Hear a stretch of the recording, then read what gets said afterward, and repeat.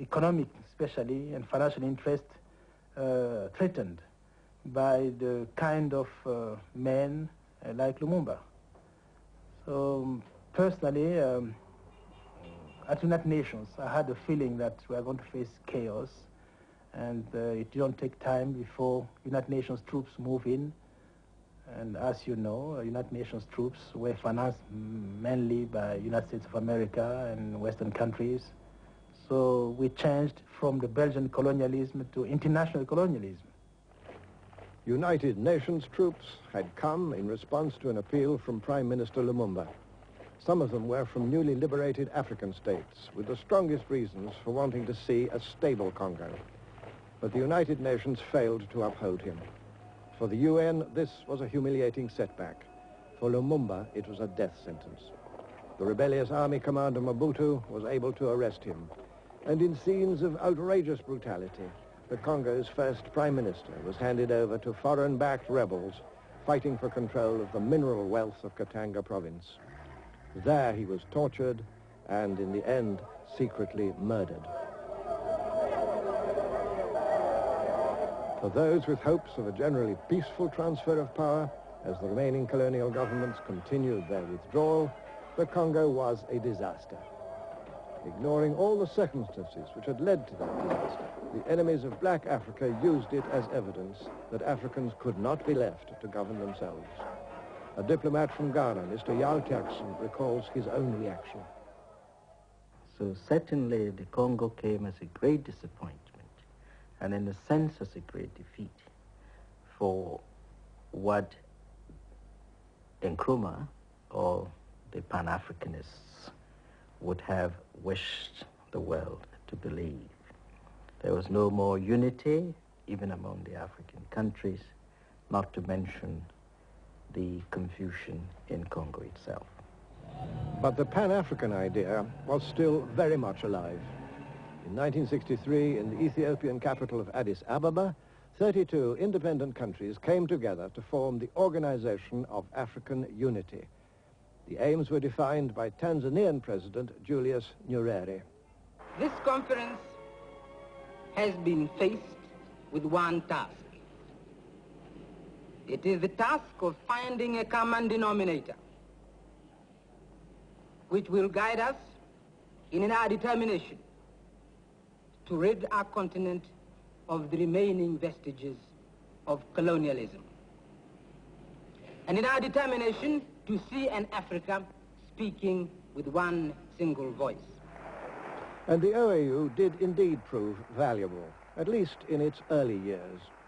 Yet loyalties to Pan-Africanism varied. The OAU was a great unifying point, but you will recall that the charter of the OAU was a compromise between the two extremes.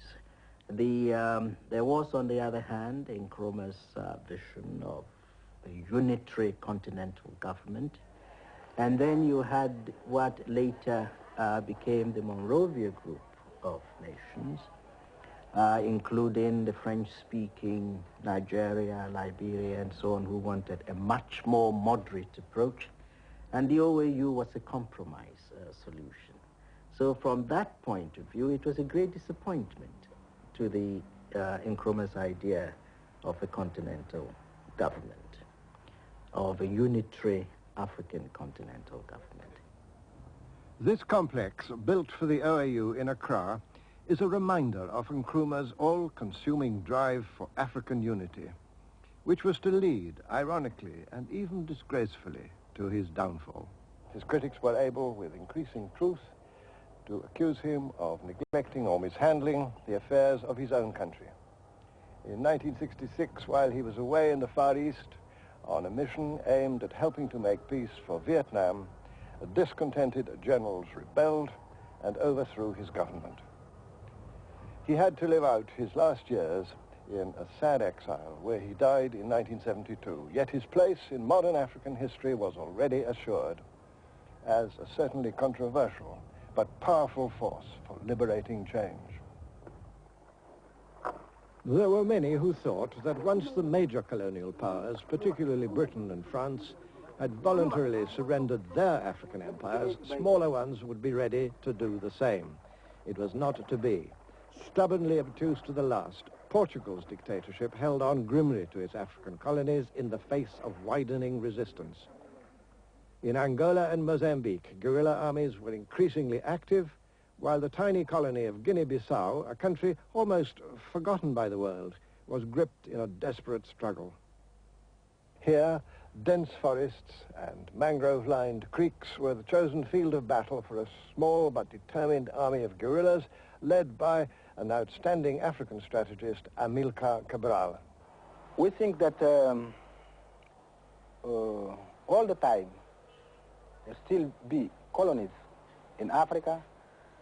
Africa will not be really independent. We think that our people have the obligation to liberate our country, see, to contribute for the liberation of Africa. Heavily outnumbered by the well-armed troops of Portugal, Cabral's men began their struggle in early 1963. No help came from the West. Portugal, after all, was part of the NATO alliance, and none of Portugal's partners was prepared to aid or encourage anti-colonial rebellion. So, not for the first time, an African liberation movement turned for help to the communist world. Here, accompanied by a British film crew, the guerrillas attack one of the many fortified Portuguese garrisons. This one, called Buba, possessed an important oil dump.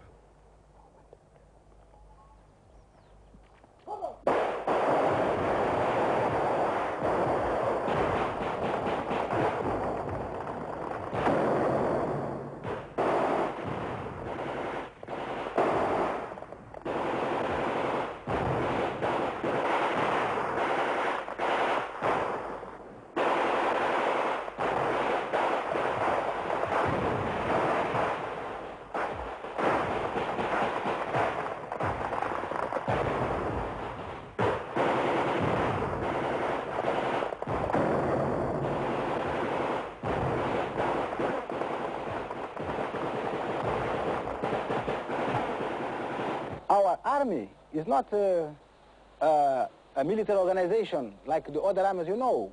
You see, our army is an instrument of our people to fight for independence. It developed from nothing until now, what you have seen, you see. But the principal character of our army is that we are not military people. We are armed militants, you see. And after independence, after have realized our goal, the major part of these people have to go back to cultivate the soil. For me, who knew him through hard and very testing years, Cabral was the most far-seeing of all the political thinkers and men of action who have devoted themselves to the liberation of Africa from colonial rule and from the negative aspects of Africa's own past. Tragically, he was unable to preside over the freedom which his leadership had done so much to make possible. In 1973, he was struck down by assassins in the pay of the enemy.